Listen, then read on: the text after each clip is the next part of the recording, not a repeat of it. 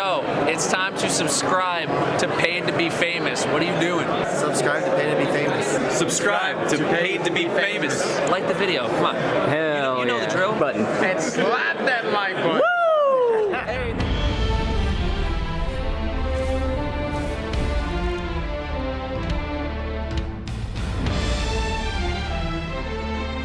Welcome back to another Destiny 2 God Roll Guide review, everybody. Today we're talking about the pre-ASTYANAX IV combat bow. It's dropping from the Grandmaster this week, so you can get the Adept version of this. So we're going to go over all the perks and the stats, so you guys can see if it's worth grinding out. The Nightfall this week is Lake of Shadows, so it's not too hard. And with that being said, let's get into it. The pre-ASTYANAX IV Adept is a solar precision frame bow, and since this is a Nightfall weapon, it comes with some origin traits. Got stunning recovery, stunning a champion partially refills your magazine and triggers health regeneration and improves recovery for a short time. You also got Vanguard's Vindication. Final blows with this weapon grant a small amount of health, and you've got Wildcard. Final blows with this weapon have a chance to create experimental submunitions at the target's location. All three of these origin traits are good in their own way. It really depends on what you're doing. Now, when it comes to speccing out this bow, whether it's PvP or PvE, I would say your best bet is to get that draw time as low as you can. So out of all these bowstrings, Elastic String is going to give you the biggest reduction to your draw time at a -72. The base draw time on this bow is 684, and when you slap on Elastic String, it drops it down to 612.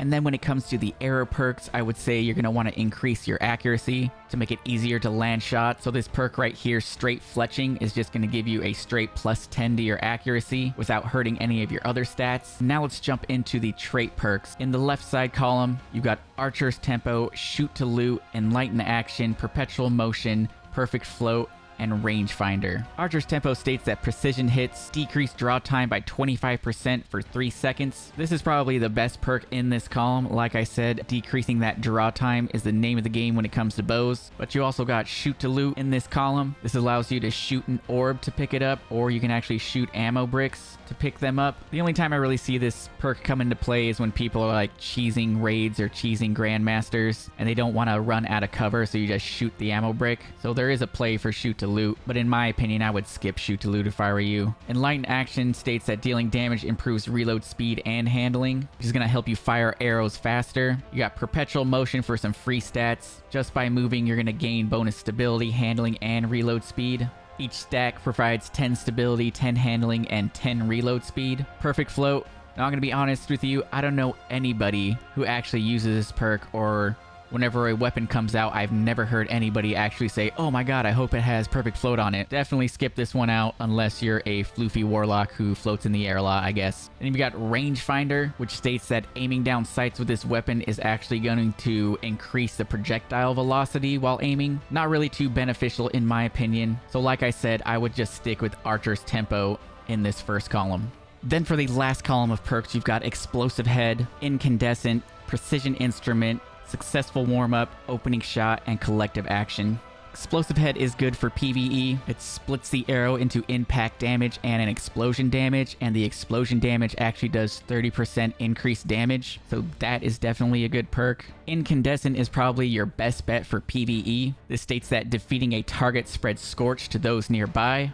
Defeating more powerful combatants causes Scorch in a larger radius. This applies 30 stacks of Scorch at base, and if you have Ember of Ashes, it applies 40 stacks of Scorch. And nearby enemies that get hit with the Scorch explosion, it deals 30 damage. Solar is very powerful this season, so Incandescent synergizes very well with a lot of aspects and fragments right now. So like I said, my #1 pick for PvE in this column is going to be Incandescent. Next up, we got Precision Instrument. Dealing sustained damage increases precision damage. Now, according to D2 Foundry, at base in the Crucible, this is doing 128 per crit, which is going to give you an optimal TTK of 1.4 seconds with 2 precision hits. But after just 1 stack of Precision Instrument, it's still going to be a 1.4 second TTK, but it's going to change it to only requiring 1 crit and 1 body to get a down in the Crucible, and that is on any Guardian tier 7 and under.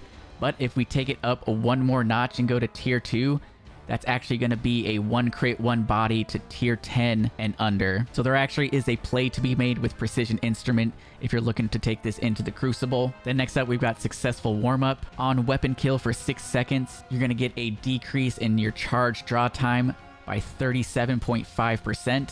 This is going to change the TTK from 1.4 seconds to 1.17 seconds. Opening shot is going to give you improved accuracy and range on the opening shot of an attack, and this perk is going to reset after 3.1 seconds. So this is going to help you be much more consistent in the Crucible. Then you got Collective Action. Collecting elemental pickups or throwing a strand tangle grants a stacking period of increased damage. You're going to get a 20% increase to damage in PvE and a 10% increase to damage in PvP. So Guardians, what is the god roll for PvE and PvP? Well, for PvE, I would go with Elastic String, Straight Fletching, Archer's Tempo, and Incandescent with a draw time masterwork. And like I said, Incandescent is going to pair really well in the PvE activities right now with all the aspects and fragments. And then for PvP, I would also still go with Elastic String, Straight Fletching, Archer's Tempo, and then either Opening Shot or Successful Warm-Up. Whatever one you do, you're going to be doing well in the Crucible with this. So Guardians, those are my thoughts, my opinions on this.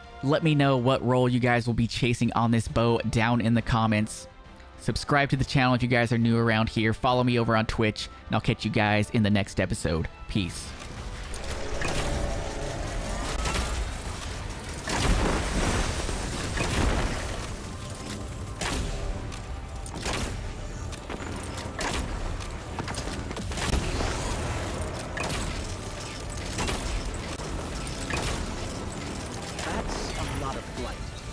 It certainly is.